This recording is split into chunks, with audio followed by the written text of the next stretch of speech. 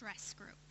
Later today, I hope we have time, but that is something that I really would like to do with the parents today, is a lot of the treatments do not address the stress and the challenges for the parents. This is such hard work. And in the U.S., what we do for parents is many times we create a process group. They come each week, they meet with each other, and they meet with other parents with children with autism, and they talk about their challenges from the week. They share their stress, they share their problems, they share their hardships. They connect. This has shown in many research studies how helpful this is. And for parents, usually in these parent stress groups, not only do they meet other parents, they connect, they build a community, they exchange phone numbers, they call each other and say, my child did this. Have you ever had any experience with this before? What has worked for you? What doesn't work from you? And then they learn from each other. I really would like to recommend that people in Iran, families, connect with each other. So that's one of the reasons why I want to do a parent stress groups, for us to meet each other, get to know each other, learn from each other, share our hardships and our stresses, and to really realize it's not just you. This is very challenging, and all families with children with autism or neurodevelopmental disorders have challenges, and it's very hard. And that's really how I would like to end our speech today. Thank you so much.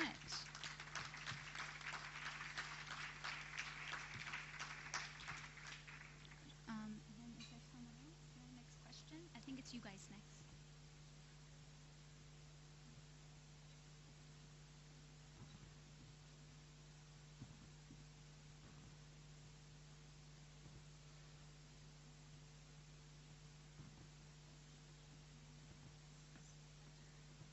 I would like to introduce Dr. Laura Hess, our occupational therapist. She's a professor and has many, many years working with children with autism.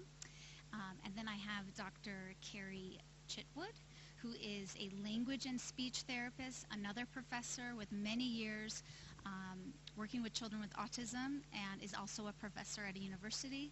Both of them worked at the UC Davis Mind Institute for over 12 years and have wonderful experience, and so I'm excited to welcome them for their next presentation. Thank you.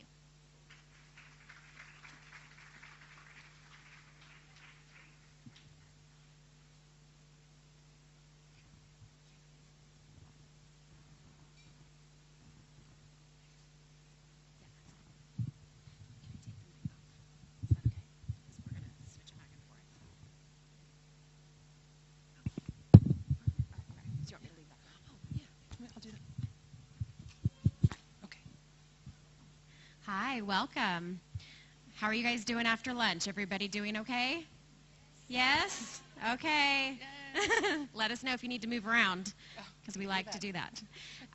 Like Marcia said, I'm Dr. Carrie Chitwood. This is Dr. Laura Grease-Hess. Salam. And we're going to talk to you today about a collaborative approach in integrating families into therapy. We want to give our sincerest thanks to, really everybody that we've met. We've met some really outstanding teachers and therapists, and it's really been a pleasure to be here. We want to thank Dr. Fatima and her foundation for having us, and especially Tata and, I'm going to say your name wrong, Masoud. I always say it wrong. Masoud Monafred.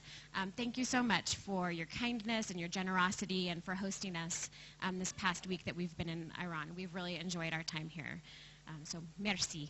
Merci. That's the one Farsi word that I know. Merci. Laura can tell you hers later. So Marcia did a great job introducing us. I'm the speech-language pathologist. I've been working in the field for 20 years now. I had the pleasure of working for 12 years under Dr. Hagerman at the UC Davis Mind Institute, and that's where I went back and got my PhD in education, is from UC Davis. I'm currently working at CSU. It's a California State University, Monterey Bay. So I put a couple pictures there. We're the closest university in California to the coastline. Not from my office, but other people can see see the beach from their office. Nice. And then this other picture right here are my little babies. Kind of missing them now. So anyways, they're there. They're next to our mascot. I'm currently teaching teachers. So I teach special education teachers and general education teachers. And we work on, a variety of things that have actually come up here today. Things like individualized education plans and inclusion, and how to work with families and build a collaborative team. So yes, thank you, Dr. Marcia, for being so kind with your introduction. So my background is in special education. I was also a special education teacher at the beginning of my career, and I worked with children with autism and severe and profound disabilities and intellectual disabilities. And then I did my master's work at University of North Carolina in Chapel Hill in occupational therapy. And the bulk of my career in occupational therapy has been in the schools. So bringing OT into the classroom and working as a team, as well as my 12 treasured years at the Mind with Dr. Hagerman and Carrie and my other wonderful colleagues and friends. And I'm currently an assistant professor at Dominican University in the occupational therapy department, where I'm teaching the next generation of occupational therapists to be very aware of neurodevelopmental disorders, including autism and Fragile X syndrome. Oh, we'll slow down. Okay, I appreciate that, yeah. I talk fast even in English, yeah. So we're thrilled to have the themes that have been very prominent over the last couple of days about the importance of children and families being the center of our practice. So what Carrie and I are delighted to bring to you today are the real foundations and central tenets of good OT, good speech and language, good special ed, has to be child-centered, has to be family-centered. So we talk a lot about assessments. When we do testing of children, it's not just about what the professionals want to do. We need to be very, very tuned into what the family wants. We have to assess to be inclusive of priorities for the family.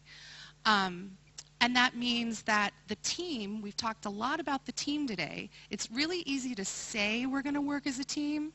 It's harder to put that into practice. So a lot of what Carrie and I are going to talk about doing that. But that also means we have to keep the family as a prominent team member. The family knows the child the best. So we as the professionals with our areas of expertise, we do our jobs better when we work closely with families. And then lastly, this has come up a lot today. Autism doesn't stop at 3 or 5, right? We've talked a lot over the last week about how teenagers have challenges with sensory motor. Teenagers have challenges with language and communication. All of those things impact their behavior. So we think about serving autism through the lifespan, over the course of the life. So I wanted to share this formal assessment as an example. This is the sensory processing measure. This has been out for less than 10 years, and it looks at sensory issues. So it's an occupational therapy tool, most often used in OT practice. But what I wanted to point out, I just click it. This one? You want the pointer? Yeah.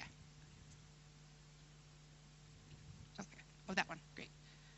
So there's what I think is really powerful, I'm wiggly, sorry, is this instrument, the authors for this tool separated the forms into a home form, so looking at sensory issues specific to the home, and then separately looking at sensory issues specific to the school setting. So I wanted to share this example as a formal assessment example that is family-centered. This isn't commonly done.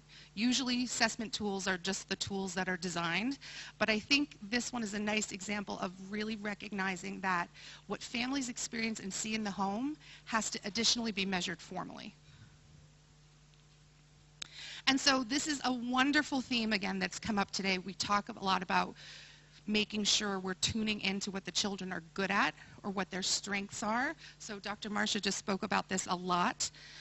One of the things we want to avoid is focusing solely on children's deficits.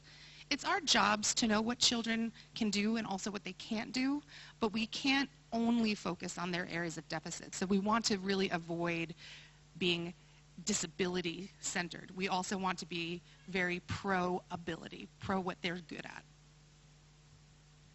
So I'm very excited to share this with you. This model, and I'll break this down, is new research that we did at Dominican University with, in conjunction with the UC Davis Mind Institute. So many of you heard Dr. Hagemann talk about her sertraline research. What we incorporated into that research was a series of parent and family interviews when the families came to the study. And what we asked them first was, the first question in the interview was, what brings you joy about your child? Tell me stories about and examples about what makes you happy in your heart when you think about your child. So a lot of families would say things like, oh, my son or daughter is very loving, they're very happy, they're very kind, they like to laugh. And so I think it's very important that we think about those things. Then this interview went on to ask questions like, can you tell me about your child's behavior? How does your child's behavior impact you as a family? And give me an example. So family would say things, well, he really has meltdowns in the community. I can't take him to the grocery store. So what we end up doing as a family is I have to stay home with my son who has autism or Fragile X, and I have to send my husband to the store. Or families would say, well, we don't go out to dinner as a family because his behavior is too hyperactive and we can't sit in a restaurant together as a family. So we went on to ask similar questions about the child's anxiety and how that impacts the family. The child's communication, how does that impact you as a family? The child's sensory issues, and how does that impact you as a family? So what we did was we did a qualitative analysis wherein we transcribed all the interviews and we code for themes, and then those then become categories. And then what I want to share with you is a conceptual model of thinking about how we view children and families with Fragile X and autism. So here in the middle is the child, and this is with both their strengths and their areas of deficit. And that these arrows indicate the dynamic interaction with the immediate family. So we talk a lot about the phenotype of Fragile X or the deficits and characteristics of autism. And those are important because we always think about the interventions for children. But what we learn from this research, and also just from talking to families every day, is that you can't take the child and family, you can't separate them. They're interacting. They're constantly dynamically interacting.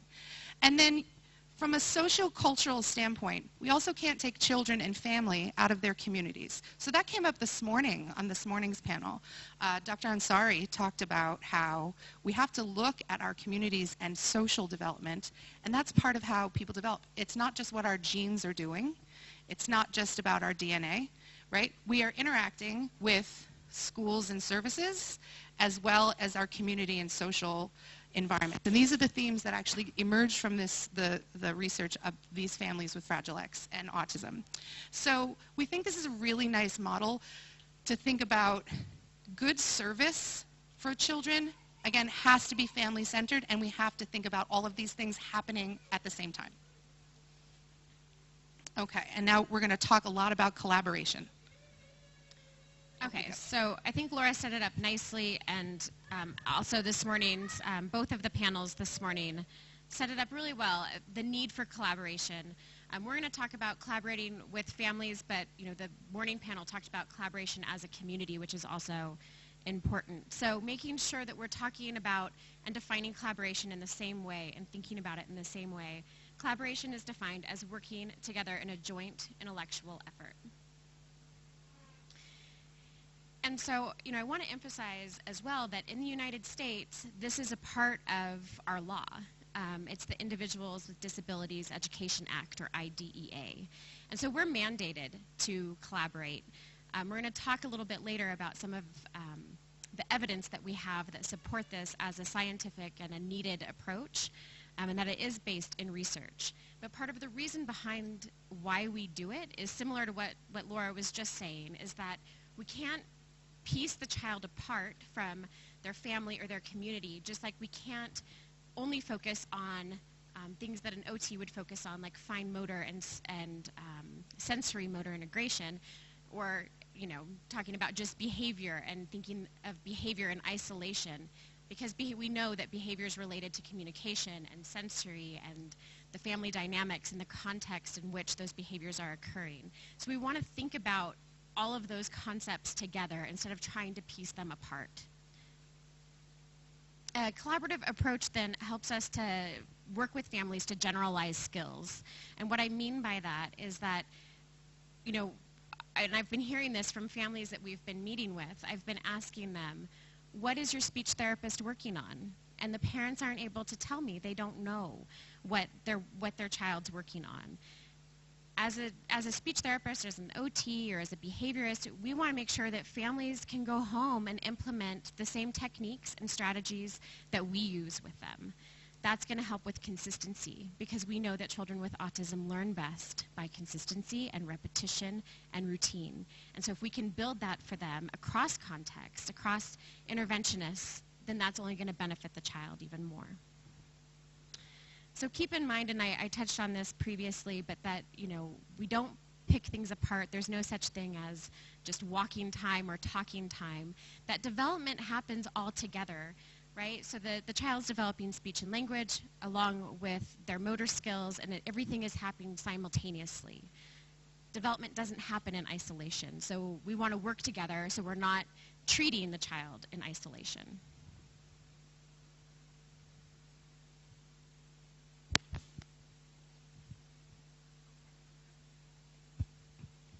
Okay. So again, the theme of collaboration and working as a team has been a really dominant idea. And that is really important. It's really good. However, it's also hard to do because professionals are busy. Families are busy. People have a lot to do, and working together takes a lot of time. And you have to plan it. Collaboration doesn't happen because we're saying here at this important meeting, collaboration is good, so we should do that. You can't just have it as a theoretical construct. You have to translate the idea of collaborating into tangible daily action. So, more wiggly pointing. So, we did some research at Dominican University because it hasn't really been studied how to collaborate. We talk about it, it's like Carrie said, it's in our law, it's required, it's best practice that we collaborate, but there's no model for how to do it. So we thought, well, we're going to study that and make a model for how to do it.